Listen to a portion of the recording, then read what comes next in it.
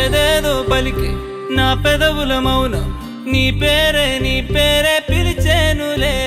నీ పిచ్చితోనే అల్లాడే ప్రాణం నిన్నేలే